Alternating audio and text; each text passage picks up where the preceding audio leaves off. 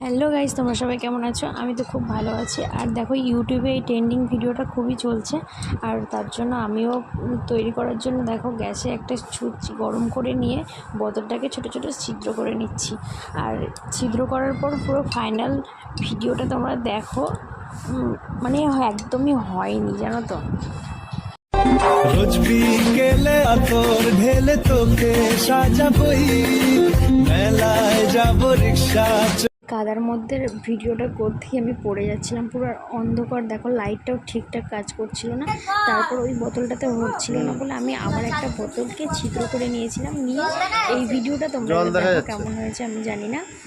ও প্রিয়া তুমি